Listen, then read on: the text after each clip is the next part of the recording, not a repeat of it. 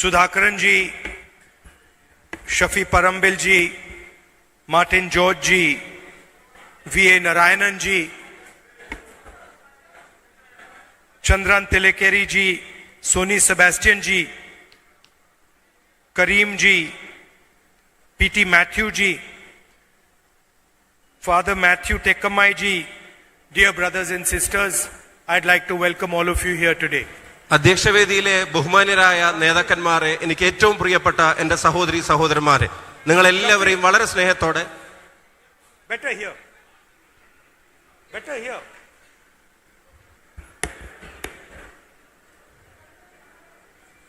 This I'm telling him to do it, you translate. I'm telling him to do it from here because translation is a dangerous job. I have a better voice down ഭയ്യ. അധ്യക്ഷവേദിയിലെ ബഹുമാന്യരായ നേതാക്കന്മാരെ, എനിക്ക് ഏറ്റവും പ്രിയപ്പെട്ട എൻ്റെ സഹോദരി സഹോദരന്മാരെ, വളരെ സ്നേഹത്തോടെ ഒരിക്കൽ കൂടി നിങ്ങൾ ഓരോരുത്തരെയും ഞാൻ ഈ വേദിയിലേക്ക് ഹാർദമായ സ്വാഗതം ആശംസിക്കുകയാണ്. People think translation is easy. Translation is not easy. പരിഭാഷ എളുപ്പമാണെന്ന് തോന്നുമെങ്കിലും അത് വിചാരിച്ചത്ര എളുപ്പമല്ല എന്നും കൂടെ ഞാൻ പറയാൻ ആഗ്രഹിക്കുന്നു. You know, whenever I listen to our farmers,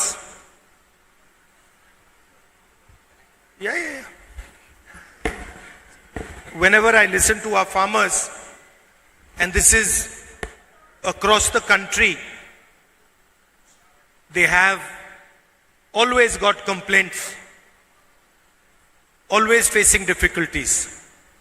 ഞാൻ ഈ രാജ്യത്തുടനീളം സഞ്ചരിക്കുമ്പോൾ കർഷകരെ കാണുമ്പോൾ എപ്പോഴും അവരെ കേൾക്കുമ്പോൾ അവർക്ക് പറയാൻ ഒരുപാട് പരാതികൾ ഉണ്ടാവാറുണ്ട്, അവർക്ക് പറയാൻ ഒരുപാട് പ്രയാസങ്ങൾ ഉണ്ടാവാറുണ്ട്.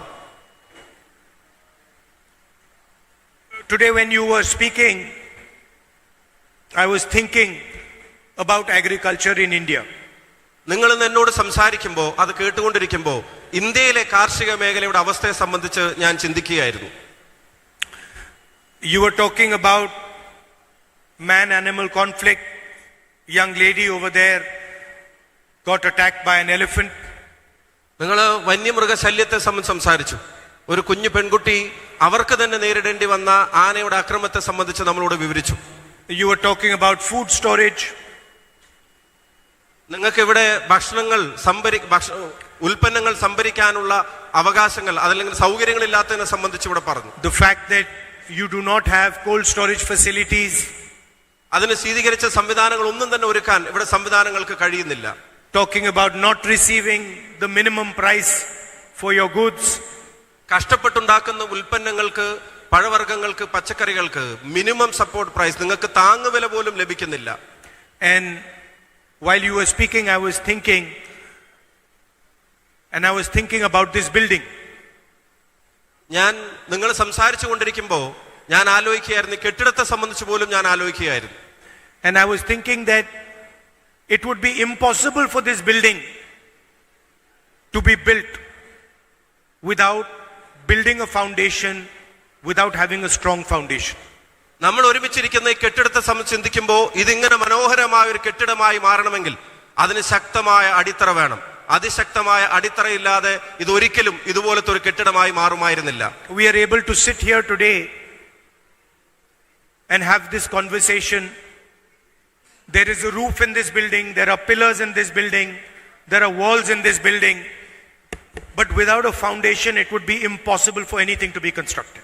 നമ്മൾ ഒരുമിച്ചിരിക്കുന്ന ഇടത്തിന് മേൽക്കൂരയുണ്ട്, അതിന് ചുമരുകളുണ്ട്, അതിന് തൂണുകളുണ്ട്, അതിന് വാതിലുകളുണ്ട്, ജനലുകളുണ്ട്. പക്ഷെ അതെല്ലാം ഉണ്ടാവണമെങ്കിലും അതിശക്തമായ ഒരു അടിത്തറയില്ലാതെ ഇതൊന്നും ഇവിടെ കെട്ടിപ്പൊക്കപ്പെടുമായിരുന്നില്ല. And if somebody went to the architect who was building this building and said, build the building without a foundation, the architect would look at him and say, you're a fool.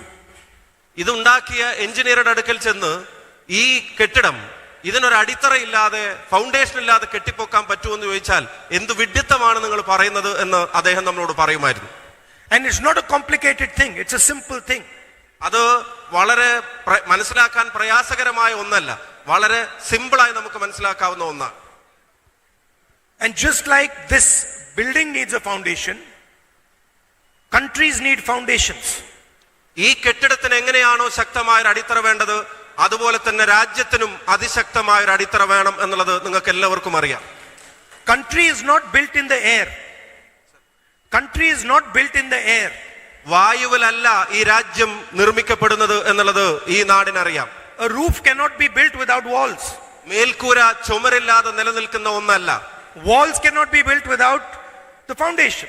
ആ ചുമരുകൾക്ക് അടിത്തറയായി foundation ഇല്ലെങ്കിൽ അതിനും നിലനിൽക്കാൻ കഴിയില്ല.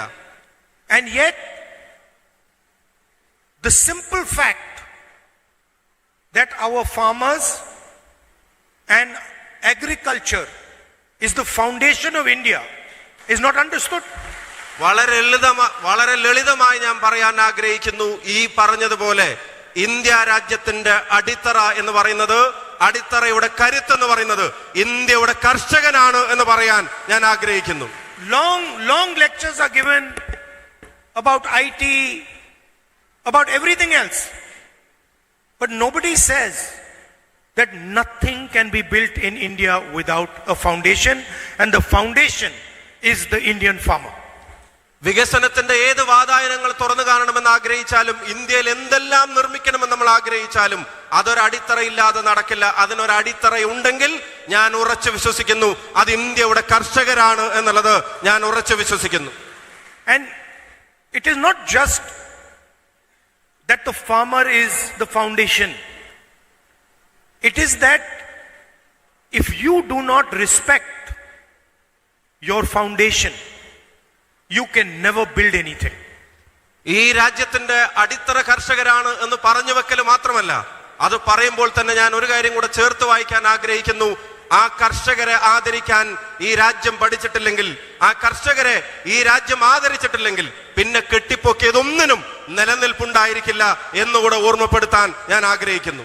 And if there is one problem in our country, it is that the person who produces the foundation, the person who gives his entire life to build the foundation of our country, does not have any respect and any protection. ഖേദകരമെന്ന് പറയട്ടെ, ഈ അടിത്തറ ശക്തമാക്കുന്ന, ഈ അടിത്തറയെ കരുത്തുറ്റതാക്കുന്നതിന് വേണ്ടി ഒരു മനുഷ്യ ജീവിതം മുഴുവൻ ഒഴിഞ്ഞു വെക്കുന്ന ആളുകൾ അവരർഹിക്കുന്ന, അവർക്ക് ആദരവ് ഈ ഭരണകൂടം നൽകുന്നില്ല എന്നുള്ളത് ഏറ്റവും വേദനാജനകമാണ് എന്ന് പറയാതിരിക്കാൻ കഴിയില്ല. We eat food every day, but we never remember how that food came to our table. Who put that food on our table? We never remember that. 3 നേരം വയറ് നിറച്ച് ഭക്ഷണം കഴിക്കുന്ന നമ്മൾ നമ്മുടെ മേശപ്പുറത്തേക്ക് ആ ഭക്ഷണം എത്തിച്ചു തരുന്ന കർഷകരെ കുറിച്ച് ആലോചിക്കാറേയില്ല എന്നുള്ളതാണ് വസ്തുത. So India can only be successful if our foundation, our farmer, is respected and protected. India വിജയകരമായ ഒരു രാജ്യമാവണമെങ്കിൽ, വികസിതമായ ഒരു രാജ്യമാകണമെങ്കിൽ അതിൽ ഏറ്റവും പ്രധാനപ്പെട്ട വഴി എന്ന് പറയുന്നത് നാടിന്റെ അടിത്തറയായ കർഷകർ അർഹിക്കുന്ന ആദരവ് അവർക്ക് നൽകുക എന്നുള്ളതാണ്. Now if we are sitting here and suddenly somebody came with a JCB and started digging the foundation of this building, everybody would stop him and say, "You've gone crazy." ഇപ്പോ ഈ കെട്ടിടത്തിൽ നമ്മൾ ഇരിക്കുമ്പോ ആരെങ്കിലും ഒരാൾ ഒരു JCBയുമായി കെട്ടിടത്തിലേക്ക് കടന്നു വന്ന് ഇതിന്റെ തറയെ തകർക്കാൻ ശ്രമിക്കുമ്പോ നമ്മളെല്ലാവരും ഒരുമിച്ച് പറയും, അരുത്, അത് ആ കെട്ടിടത്തിന്റെ നിലനിൽപ്പാണെന്ന്. Everybody would say to him, "Listen, don't use this JCB because the whole building will collapse." അത് ചെയ്യരുത്, ചെയ്താൽ ഈ കെട്ടിടം മുഴുവൻ ഇടിഞ്ഞു പൊളിഞ്ഞു വീഴുമെന്ന് ഇവിടെയുള്ളവർ ഒരേ സ്വരത്തിൽ അത് ചെയ്യാൻ വരുന്നവരോട് പറയും. And yet the Prime Minister of India has signed a deal with President Trump that is like taking a JCB and digging the foundation of our country. India രാജ്യത്തിന്റെ കർഷകരുടെ നിലനിൽപ്പിന്റെ അടിത്തറയെ തകർക്കുന്ന ഒരു ഒപ്പാണ്, ഒരു ഡീലാണ് അമേരിക്കൻ പ്രസിഡന്റുമായി ഇന്ത്യയുടെ പ്രധാനമന്ത്രി ഉണ്ടാക്കിയിരിക്കുന്നത് എന്ന് എനിക്ക് പറയാതിരിക്കാൻ കഴിയില്ല. And nobody is saying anything. No media is saying anything. And media is not saying anything. പക്ഷേ ഈ യാഥാർത്ഥ്യങ്ങളെ വെളിച്ചത്ത് കൊണ്ടുവരാൻ, അതിനെ സംബന്ധിച്ച് ഒരു വാചകം പറയാൻ ഈ രാജ്യത്തെ മാധ്യമങ്ങൾ തയ്യാറാവുന്നില്ല. Indian farmers have small farms and low level of mechanization. Indian കർഷകർ അവർ ചെറുകിടക്കാരാണ്, ചെറിയ കൃഷിയിടങ്ങളുമായി ജീവിതത്തിൽ മുന്നോട്ട് പോകാൻ ശ്രമിക്കുന്നവരാണ്. American farmers have massive farms and high level of mechanization. അമേരിക്കയുടെ കർഷകർ അങ്ങനെയല്ല. അവർക്ക് വലിയ വലിയ വൻകിട കർഷകരാണ് അവർക്ക് അവരുടെ അവരുടെ കാർഷിക മേഖലയിൽ മുഴുവൻ അവർക്ക് മെഷീൻ ഉൽപ്പന്നങ്ങൾ വഴി അവരുടെ കൃഷിയെ കൊണ്ടു നടക്കുന്നവരാണ്. It is a criminal act to allow access to the Indian agricultural market for American farmers. യന്ത്രങ്ങൾ ഉപയോഗിച്ച് വൻകിട കൃഷി ചെയ്യുന്ന ആളുകളെ ഈ ഇന്ത്യയുടെ പാവപ്പെട്ട കർഷകന്റെ ഉൽപ്പന്നങ്ങൾ വിറ്റഴിക്കപ്പെടുന്ന ഇന്ത്യയുടെ കാർഷിക മേഖലയിലേക്ക് വാതിലുകൾ തുറന്നു കൊടുക്കുകയാണ് ശ്രീ നരേന്ദ്രമോദി ചെയ്തത് എന്ന് പറയാതിരിക്കാൻ കഴിയില്ല. And I can tell you with confidence that no Indian Prime Minister would do this. ഞാൻ ആത്മവിശ്വാസത്തോടു കൂടി തന്നെ പറയുന്നു, മറ്റൊരു ഇന്ത്യൻ പ്രധാനമന്ത്രിയും ഇങ്ങനെ ഒരു അപകടം ഈ രാജ്യത്തിനോട് ചെയ്യില്ല എന്ന് പറയാൻ ഞാൻ ആഗ്രഹിക്കുന്നു.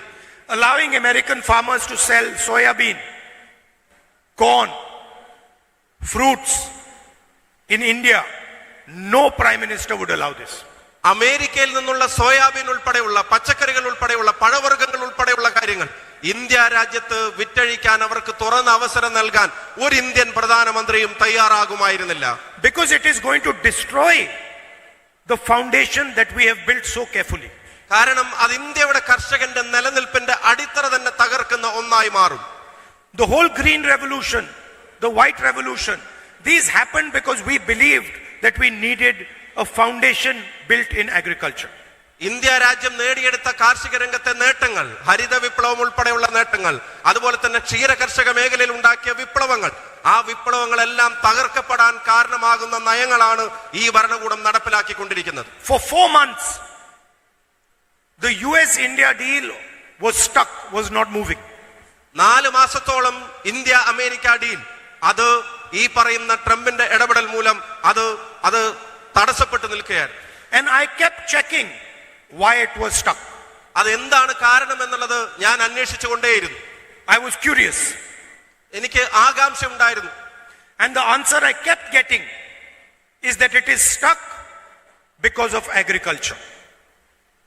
അത് തടസ്സപ്പെട്ടു നിൽക്കുന്നതിന്റെ ഏറ്റവും പ്രധാനപ്പെട്ട കാരണം അത് കാർഷിക മേഖല തന്നെയായിരുന്നു. Indian government does not want to open Indian agriculture to American companies.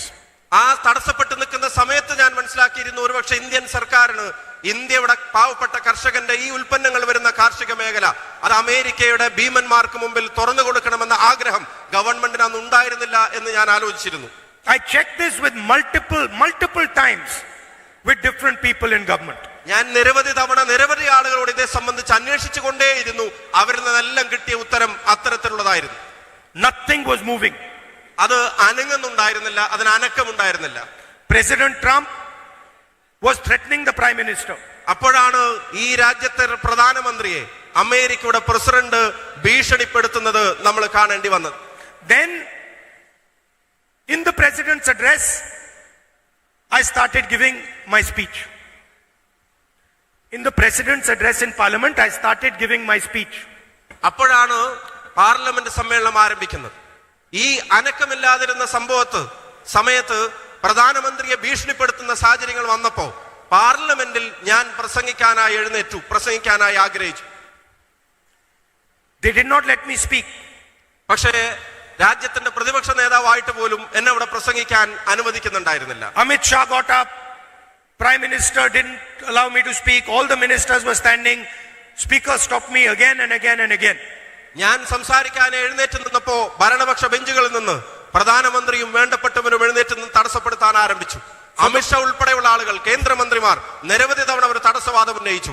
അതുമാത്രമല്ല, സ്പീക്കർ, രാജ്യത്തിന്റെ ജനാധിപത്യ അവകാശങ്ങൾ പാർലമെന്റിൽ സംരക്ഷിക്കാൻ ബാധ്യസ്ഥതയുള്ള സ്പീക്കർ, അദ്ദേഹം തന്നെ നേരിട്ട് നിരവധി തവണ എന്റെ പ്രസംഗം തടസ്സപ്പെടുത്താൻ ശ്രമിച്ചു.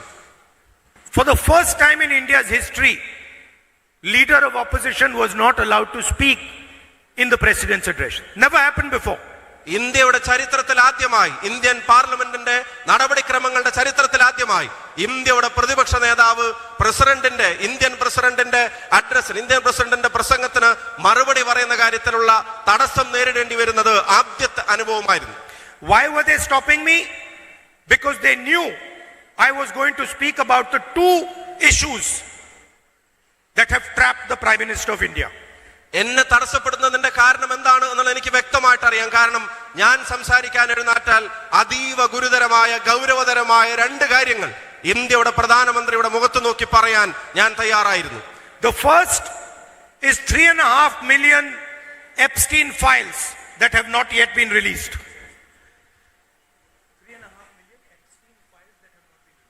ഏറ്റവും പ്രധാനപ്പെട്ടത് എപ്സ്റ്റീൻ ഫയലുകളുടെ പട്ടികയിൽ 3.5 മില്യൺ ഫയലുകൾ ഇനിയും വെളിച്ചത്ത് വരാൻ ഉണ്ടായിരുന്നു എന്നുള്ളതാണ് ഒരു ഗുരുതരമായ സാഹചര്യം. Please understand, there are 3.5 million files which are still held secret by the US government. These files have information about the Prime Minister of India. 3.5 million secret files, രഹസ്യമായ ഫയലുകൾ എപ്സ്റ്റീൻ ഫയലുകളുടെ ഭാഗമായിട്ടുണ്ടെങ്കിൽ അതിനെ ഭയപ്പെടുന്നതിന്റെ കാരണം അതിന്റെ വിശദാംശങ്ങളിലേക്ക് കടന്നാൽ അതിൽ ഇന്ത്യയുടെ പ്രധാനമന്ത്രിയുടെ പേരും ഉണ്ടായിരിക്കുമെന്ന ഭയമാണ് അവരെ ഭയപ്പെടുത്തിയിരുന്നത്. The information that has been released on Mr. Hardeep Puri and on Mr. Anil Ambani is targeted at the Prime Minister of India. Hardeep Puri എന്ന കേന്ദ്രമന്ത്രിയെ സംബന്ധിച്ചും അനിൽ അംബാനി എന്ന ഈ ഭരണകൂടത്തിന്റെ ഇഷ്ടപ്പെട്ട തോഴനായ വ്യവസായിയെ സംബന്ധിച്ചുമുള്ള വിവരങ്ങൾ അത് അതിന്റെ ആരംഭം മാത്രമായിരുന്നു. ആ വിവരങ്ങളുടെ വഴി അത് നേരെ ചെന്നെത്തുമായിരുന്നത് ഇന്ത്യയുടെ പ്രധാനമന്ത്രിയിലേക്കായിരുന്നു. And the second weapon held to the head of India's Prime Minister is the Adani case in America. രണ്ടാമത്തെ സമ്മർദ്ദം അത് ഇന്ത്യയുടെ പ്രധാനമന്ത്രി അനുഭവിച്ചതും അത് തുറന്നു പറയുമെന്ന് ഭയപ്പെട്ടതും ഈ പറയുന്ന അദാനി എന്ന് പറയുന്ന ഇന്ത്യയിലെ കോർപ്പറേറ്റ് ഭീകരൻ, ആ കോർപ്പറേറ്റിന്റെ താല്പര്യങ്ങളെ സംബന്ധിച്ചുള്ള ചില കേസുകൾ അമേരിക്കയിൽ സജീവമായി നിലനിൽക്കുകയായിരുന്നു. അതും ഇവരെ ഭയപ്പെടുത്തുന്ന ഘടകമായിരുന്നു. Adani is not a normal company. Adani എന്ന് പറയുന്നത് കേവലം വ്യവസായ മേഖലയിലെ ഒരു പ്രസ്ഥാനം മാത്രമല്ല. Adani is the financial infrastructure of the BJP and the Prime Minister of India. Bharatiya Janata പാർട്ടിയുടെയും ഇന്ത്യയുടെ പ്രധാനമന്ത്രിയുടെയും സാമ്പത്തിക സൗകര്യങ്ങളുടെ അടിത്തറയുടെ പേരാണ് ഗൗതം അദാനി എന്ന് പറയാൻ ഞാൻ ആഗ്രഹിക്കുന്നു. And the United States has put a case on Mr. Adani. Mr. Adani cannot leave the country today. ഇന്ത്യയുടെ ഈ വ്യവസായ പ്രമുഖനെതിരെ അമേരിക്കയിൽ വളരെ ഗുരുതരമായ ഒരു കേസ് നിലനിൽക്കുകയാണ്. അദ്ദേഹത്തിന് രാജ്യം വിടാൻ പോലും കഴിയാത്ത തരത്തിലുള്ള അതീവ ഗുരുതരമായ case. And the threat to the Prime Minister is very clear, that if you do not do what we want, we will release to everybody your entire financial architecture of you and the BJP. ഇന്ത്യയുടെ പ്രധാനമന്ത്രി നേരിടേണ്ടി വരുന്ന ഏറ്റവും പ്രധാനപ്പെട്ട ഭീഷണി, നിങ്ങൾക്ക് ഇഷ്ടമുള്ളതുപോലെ നിങ്ങൾ പെരുമാറാൻ തീരുമാനിച്ചാൽ ഞാൻ നേരത്തെ സൂചിപ്പിച്ച രഹസ്യ വിവരങ്ങൾ ഓരോന്നും അത് ഞങ്ങൾ പുറത്തുവിടുമെന്നുള്ള ഭീഷണിയാണ് ഇന്ത്യയുടെ പ്രധാനമന്ത്രിയുടെ മേലെ സമ്മർദ്ദമായി വന്നത്. These two reasons are the cause for the Prime Minister to take a JCB and start destroying India's foundation. ആ രണ്ട് കാരണങ്ങൾ കൊണ്ട് തന്നെയാണ് കർഷകരെന്ന് ഞാൻ നേരത്തെ സൂചിപ്പിച്ച ഇന്ത്യയുടെ അടിത്തറക്ക് നേരെ JCBയുമായി വന്ന് അമേരിക്കയ്ക്ക് വേണ്ടി അതിനെ തകർക്കാനുള്ള നയങ്ങൾ ഈ കരാറിൽ ഉൾപ്പെടുത്താൻ ഇന്ത്യയുടെ പ്രധാനമന്ത്രി നിർബന്ധിതനായത്. Indian farmers are being sacrificed so that the Prime Minister can protect himself and can protect the foundation, the financial foundation of the BJP. സ്വയ സംരക്ഷണത്തിന് വേണ്ടിയും തന്റെയും പാർട്ടിയുടെയും സാമ്പത്തിക അടിത്തറക്ക് വേണ്ടിയും ഇന്ത്യയുടെ പ്രിയപ്പെട്ട പാവപ്പെട്ട കർഷകരെയാണ് ഈ ഭരണകൂടം ബലി കൊടുത്തിരിക്കുന്നത്, കുരുതി കൊടുത്തിരിക്കുന്നത് എന്ന് പറയാതിരിക്കാൻ കഴിയില്ല. And we are not going to allow the farmers of India and Kerala to be sacrificed by the Prime Minister of India. പക്ഷെ ഒരു കാര്യം ഞാൻ പറയാൻ ആഗ്രഹിക്കുന്നു, അത് അനുവദിക്കാൻ നമ്മൾ ഒരുക്കമല്ല. ഇന്ത്യയുടെ കർഷകനെ കുരുതി കൊടുക്കാൻ ഒരു കാരണവശാലും നമ്മൾ അനുവദിക്കില്ല എന്ന് പറയാൻ ഞാൻ ആഗ്രഹിക്കുന്നു. As far as Kerala is concerned, we are having a process of building our manifesto. I would encourage all of you to be part of that discussion and tell the people who are building the manifesto to include the points that you have raised. കേരളത്തെ സംബന്ധിച്ചിടത്തോളം ഒരു കാര്യം പറയാൻ ആഗ്രഹിക്കുന്നു. ഈ ജനങ്ങളുടെ പ്രയാസങ്ങളെ ഉൾക്കൊള്ളുന്ന പരിഹാര മാർഗങ്ങൾ നിർദ്ദേശിക്കുന്ന ഒരു പ്രകടന പത്രികയുടെ നടപടിക്രമങ്ങൾ ഞങ്ങൾ ആരംഭിച്ചിട്ടുണ്ട്. ഇവിടെ പരാതികൾ പറയാൻ വന്ന, നിർദ്ദേശങ്ങൾ പറയാൻ വന്ന നിങ്ങളുടെ ഓരോരുത്തരുടെയും നിർദ്ദേശങ്ങൾ അത് പ്രകടന പത്രികയിൽ ഉൾക്കൊള്ളിക്കാനും അതിനുശേഷം ജനങ്ങളെടുക്കുന്ന തീരുമാനപ്രകാരം വരുന്ന ഭരണ സംവിധാനത്തോട് അത് നടപ്പിലാക്കാൻ പറയാനും ഞാൻ നിങ്ങളുടെ കൂടെ ഉണ്ടായിരിക്കും എന്ന് സൂചിപ്പിക്കാൻ ആഗ്രഹിക്കുന്നു. And I think the next government in Kerala, the UDF government, should keep in mind that Kerala's foundation is Kerala's farmers and Kerala's laborers.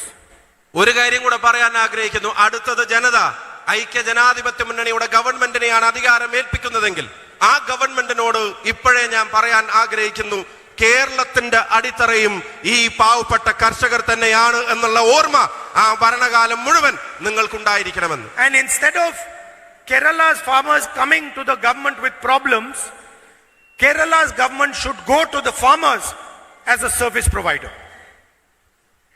Instead of Kerala's farmers coming to the government with their problems, Kerala's government should go, next government should go to the farmers as a service provider. പരാതികളുടെ പരിവേദനങ്ങളുടെ പ്രയാസങ്ങളുടെ കെട്ടുമായി സർക്കാർ ഓഫീസുകൾ കയറിയിറങ്ങേണ്ട അവസ്ഥ കർഷകർക്കുണ്ടാവാൻ പാടില്ല. അടുത്ത UDF ഗവൺമെന്റിനോട് ഞാൻ പറയുന്നു, അവർക്കുള്ള സേവനത്തിന്റെ പട്ടികയുമായി അവരെ ചെന്ന് കാണാൻ ഇവിടുത്തെ സർക്കാർ സംവിധാനങ്ങൾ തയ്യാറാവുന്ന സാഹചര്യം അതിവിടെ സൃഷ്ടിക്കപ്പെടണമെന്ന് അടുത്ത ഗവൺമെന്റിനോട് ഞാൻ ആവശ്യപ്പെടും. What the farmers need is not very complicated. അവരുടെ ആവശ്യങ്ങൾ അത് ലളിതമാണ്. They need protection on price. അവർക്ക് വില, അവരുടെ ഉൽപ്പന്നങ്ങൾക്ക് താങ്ങുവില ഉണ്ടായിരിക്കണം. Minimum support price. അവർക്ക് മിനിമം താങ്ങുവില അവരുടെ ഉൽപ്പന്നങ്ങൾക്ക് ഉണ്ടായിരിക്കണം. They need a cold chain and storage facilities. അവർക്ക് അവരുടെ ഉൽപ്പന്നങ്ങളെ സൂക്ഷിക്കാനും സംഭരിക്കാനും അത് പ്രോസസ് ചെയ്യാനും കഴിയാവുന്ന തരത്തിലുള്ള സൗകര്യങ്ങൾ ഉണ്ടായിരിക്കണം. And they need protection in difficult times. Protection in difficult times. അത് പ്രയാസകരമായ സാഹചര്യങ്ങൾ ഉണ്ടാകുമ്പോൾ അവിടെ സംരക്ഷണ കവചമായി ഒരു സർക്കാർ പ്രവർത്തിക്കണം. So, thank you very much for inviting me here. Thank you very much for inviting me here. And the final thing which I'd like to leave you with, I've been a member of Parliament of Kerala of Wayanad. ഇവിടെ വന്നതിന് ഒരുപാട് നന്ദി. അവസാനമായി ഒരു കാര്യം കൂടെ പറയാൻ ആഗ്രഹിക്കുന്നു. എനിക്ക് ഈ മനോഹരമായ നാടിന്റെ ജനപ്രതിനിധിയാവാനുള്ള അവസരം ലഭിച്ചിട്ടുള്ള ഭാഗ്യം ലഭിച്ചിട്ടുള്ള ഒരാളാണ് ഞാൻ. And I have seen with my own eyes the tragedy of man-animal conflict. എന്റെ കണ്ടുകൊണ്ട് എന്റെ മുമ്പിൽ വന്ന നേരിൽ വന്ന യാഥാർത്ഥ്യങ്ങളെ ഞാൻ അനുഭവിച്ചിട്ടുണ്ട്. ഈ വന്യമൃഗ ശല്യത്തിന്റെ പേരിലുണ്ടാവുന്ന ദുരന്തങ്ങൾ അത് നേരിട്ട് കണ്ടിട്ടുള്ള ഒരാളാണ് ഞാൻ. This is a complicated problem, everybody understands. ഇത് വളരെ ഗുരുതരമായ ഒരു സാഹചര്യമാണ് എന്നുള്ളത് എല്ലാവരും മനസ്സിലാക്കുന്നുണ്ട്. The next government is going to look at this problem with sensitivity and with a technological mindset. ഈ പ്രശ്നത്തെ വളരെ ഗൗരവത്തോടു കൂടി നോക്കിക്കാണാൻ അടുത്ത ഗവൺമെന്റിനോട് നമ്മൾ ആവശ്യപ്പെടും. അതിന് പരിഹാരം ഉണ്ടാക്കാനുള്ള നിർദ്ദേശങ്ങളിലേക്ക് കടക്കണം. അതിന്റെ സാങ്കേതിക വിദ്യയുടെ ഉപയോഗം എത്രത്തോളം ആവശ്യമാണോ അതിന്റെ പരമാവധി ഉപയോഗത്തോടെ വന്യമൃഗ ശല്യത്തിൽ നിന്ന് കേരളത്തിലെ ജനതയെ മോചിപ്പിക്കാനുള്ള നടപടികൾ അടുത്ത ഗവൺമെന്റിന്റെ ഭാഗമായി ഉണ്ടാവണമെന്ന് ഞാൻ ആഗ്രഹിക്കുന്നു. And we are going to put together the best people to come out with a solution for this problem.